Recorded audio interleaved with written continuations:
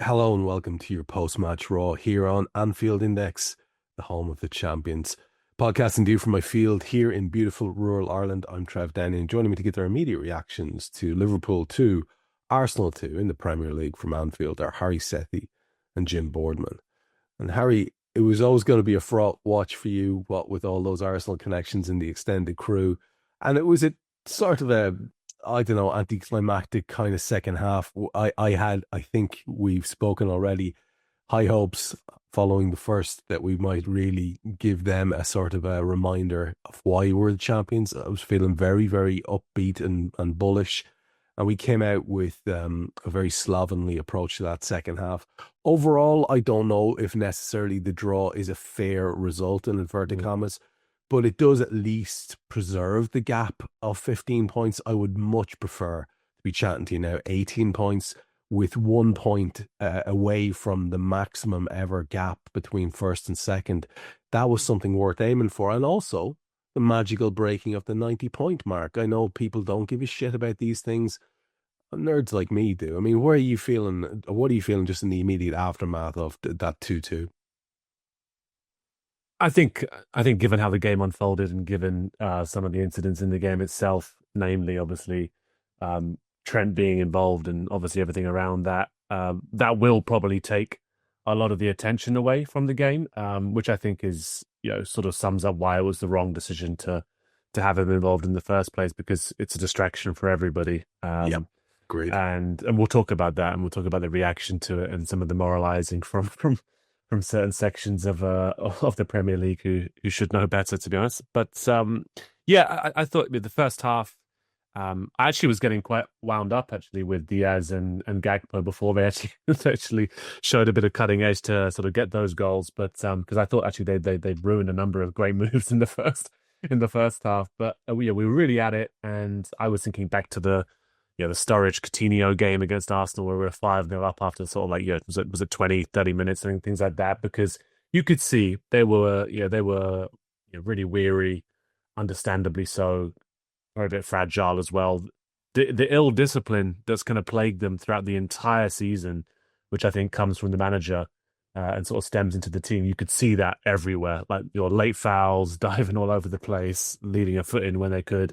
And I think I'm not surprised ultimately that it ends up with one of them getting a red card. But no, I think it is what it is. It's difficult at times. I was hopeful after that first half that we'd maintain that level of intensity after the break. But actually, if you could paint a picture of what those opening 20 minutes looked like, it would be probably one of our midfield like on a lilo in a pool with a nice cocktail with an umbrella in it, because I'm sure Slot will say, I've not seen any of his comments, but yeah, he's spoken enough this season about on the occasion where we forget we have to run, we forgot we had to run for about 20 minutes, and Arsenal, fair play to them, clearly. So Arteta got into them at halftime. They do have pride. There was some fight there from them. Though what I would say, and people probably think just because I'm biased against Arsenal anyway, that I'm not a bit tougher on them. But what I would say is, if Liverpool need to win that game, they win that game. I think the fact that Arsenal played the way they did when there was absolutely no pressure on them whatsoever to avoid embarrassment of getting spanked says a hell of a lot about this side, and is what this side tends to do, to be honest. Like when the pressure's really, really, really on them and they need a result, they've failed most of the time. But when the pressure's off them, they can express themselves. They're talented. They really are. There's a whole bunch of talented players in that side who have a lot of fight and sort of pride about them. So I'm not surprised when you do see glimmers of it. But I think that the context of the game sort of allowed them to get into that kind of space, right? And nearly won it at the end, which would have been absolutely hilarious if that had happened. But no, all in all, I think I'm happy with the Guard of Honor being framed and placed on the wall somewhere. Yeah, there is one particularly fantastic shot, an aerial shot of the Guard of Honor with Virgil looking imperious, leading us out there. I think Mo's the last man It's a really, really good shot if you want to look it up on Twitter.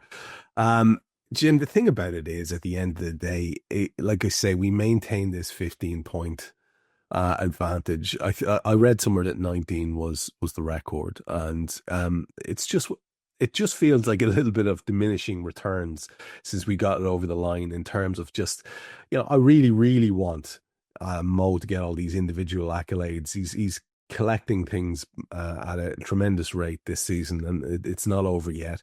But I'd like him to get to those previously unreached levels and just make himself, absolutely untouchable.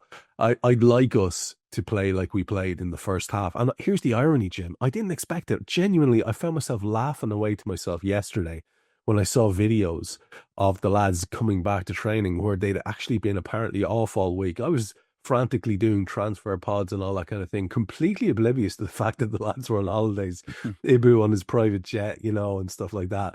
And I had no concept of this. And so I just found myself thinking, well, I mean, if it was lackluster last week, what's it going to be like this week? But they really did come out of the traps well and showed great intent. And, there's a few big crucial decisions that we're going to get to. And we will actually now go to the Trent thing immediately after I get your immediate thoughts, because it is going to be the one that's weighing on everyone's mind. But just outside of that for now, I mean, it's kind of a little bit frustrating because you just want to let loose and roar and raise that trophy and enjoy it. And the only way then for the season to finish, you don't want it to peter out. So I don't really have any guilt about saying that I really wanted us to win that. I'm disappointed that we ended up with the draw. I don't care if that sounds like whinging. I just want this team to just achieve all the things. No, I know what you mean. And I think there's that side to it, but that's kind of tied in with, like, I don't know how the players felt. I'm sure they're more professional about it than me, but I was thinking sort of, I don't know, an hour and a half before kickoff, it's like, it's 26 degrees according to one weather thing on my phone. It's like, it's that kind of day. It's really warm. It's one of those sort of like just have a lie in the sun kind of a day, or a lie in the shade kind of a day. Can't be arsed kind of a day.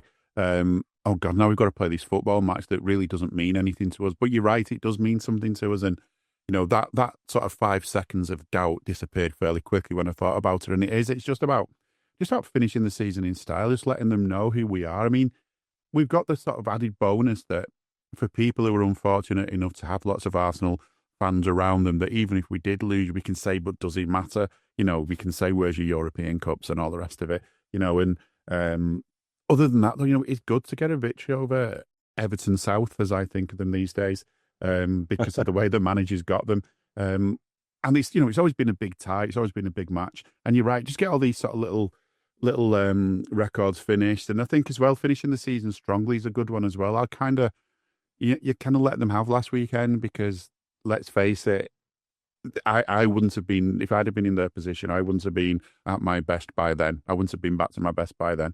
And I think, you can let them have that. But just to finish the season strongly would be good, because I think another side to that as well is it leads you into next season, doesn't it? What you don't want to do is have all this, when Fletch is back on TNT or wherever saying to you, oh, and Liverpool haven't won a game since, or Liverpool have only won one game in however, all this sort of stat stuff that is actually meaningless at the start of next season in some ways. But in others, it just sort of says, look, this is the team we are. But we didn't need, and this is the interesting thing about today, I don't think we needed to put a lot of effort in today to make Arsenal look ordinary in that first half. I don't think we played we've got strengths, and we have days when we see our team not playing the best they can, and we have days when we see them giving it everything, and sometimes those are the days when it still doesn't work out because we've just maybe left ourselves too much of a mess late, from earlier on in the game and so on. But I think we didn't need to put everything into this game today in that first half, and we still had them. We still made them look ordinary. I mean, I'm not saying we weren't trying, we were, but it just felt like an exhibition match in that first half. And Arsenal honestly looked like they wished they weren't there. It was almost if someone come up with an option for the end of a season to say once the team's won the league, you're not going to get the best out of them. If Arsenal needed those points today, and they put the effort in, they could have done. You can imagine other sides being fuming with us about not putting the effort in, because that's the kind of thing that happens. But we put the effort in, we put enough in, we made them look ordinary that first half. And I think the biggest issue for us, other than the Trent thing that we'll go on about, and as you say, in a way, half-time, Arteta maybe did a bit of a team talk. They all got an ear bashing about how ordinary they looked. He told them to get out there and get one back for pride. Maybe he nicked a bit off Rafa's halftime team talk back in Istanbul, but it's a pretty standard thing to say. Whereas, I mean, as Guy put it before, we came on a slot basically, but all just sitting around drinking Heinekens. There wasn't really any halftime team talk, just, hadn't bothered with that. And I think, there's a lot Slot has done right this season. Most of what he's done has been right. There's the odd thing he's done wrong. I'm sure we'll talk about one in a minute. And maybe one today was maybe just not prepping the lads for that second half, that, they're going to feel stung. They're going to have had an ear bashing and they're going to come out looking early on for something. So, you can't wait 5 minutes to get yourselves back into it. You need to be back into it from the off. Yeah, the beginning of the second half was so remarkably one way. It's chance after chance for them right from the start. It's bananas, and we just sort of seem to have ceded whatever authority we had in that first half. And the stats just overall: 15 shots for them to our 14, 7 shots on target to them for our 5. They have 57% of the ball to our 43, and as a result, then 447 passes to our 345. Their accuracy is better too, 86 to 81. They did commit 10 fouls to our 13, and they managed to get Marino sent off for them as well. They had 1 corner to our 3. There's no point in ignoring the elephant in the room. So I'll go back to you, Harry, and then go to Jim on this topic. At the end, we're watching the lads walking around and go to the pitch or go to the fans, and what had been a deeply, deeply, deeply uncomfortable situation, I think, for anyone with any sort of a conscience or any sort of common human feeling, it was getting to a deeply uncomfortable level. He sort of played his way into it, did Trent. But when he was walking around there at the end, it was easy to see that a lot of the players were wanting the fans to react well to him. I saw Diaz in particular kind of lifting his hand up, and it's just, I'm sure like the lads liked the fella and wanted him to be acknowledged for what he's done. But, I've sort of hinted at it, you've hinted at it, Jim's hinted at it. There was a call to be made here about whether or not you play the lad. And I think the manager has read the room very badly, because I've seen very balanced, measured people who are utterly disgusted at the way that the move happened. It's not about he can't control his career, and it's not about any of the Rio Ferdinands or Piers Morgans or any of these gallness idiots coming out saying, how dare you, I can't believe. Well, then you're an idiot. Genuinely sound-minded, solid citizens were bent out of shape about this. They felt deeply, deeply, deeply let down by the way that it happened. There were several ways that this could have gone down, and that he could be going off to Real Madrid with people saying, look, you know what? He gave us some great years and good luck to you, kid. But it wasn't handled that way. And as a result, there has been a lot of rancor and there is some ill feeling. And for that reason, I just don't see the way the announcement was made, Harry. I don't see why the kid has to be involved at all. He's done his bit. He got that really important goal towards the end of the season. That could have been his swan song. Keep him out of the fucking firing line. Now, none of us expected the guns to go off quite as regularly and as viciously as they did.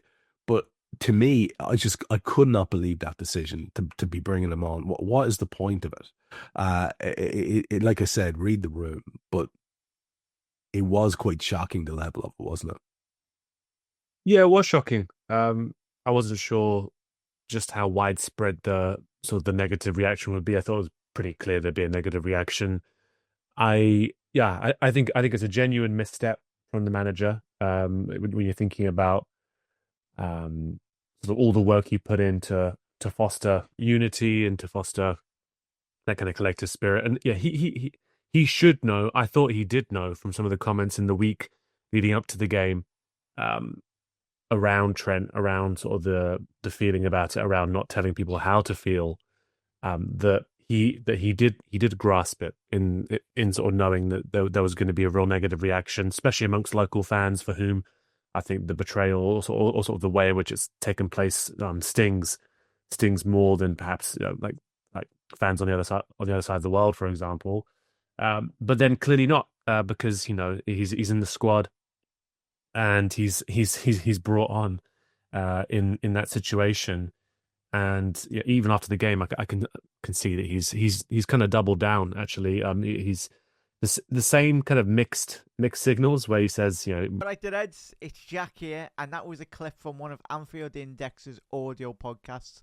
If you have enjoyed the video, make sure you do like, share, and subscribe to keep up to date on all things LFC. We record around 100 audio podcasts every month, with our shows featuring match-going fans, top journalists, professional analysts, and even Liverpool legends along the way. With the Great Dane himself, Jan Molby, joining us every single week.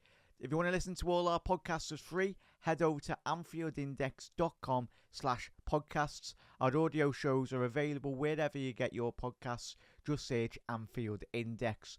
Or if you prefer to listen to all our podcasts in full and without any ads, why not head over to AI Pro today to check it out now at AnfieldIndexPro.com. If you want to get involved in the great growing community of Liverpool fans, check out the Anfield Index Discord. The link is in the description.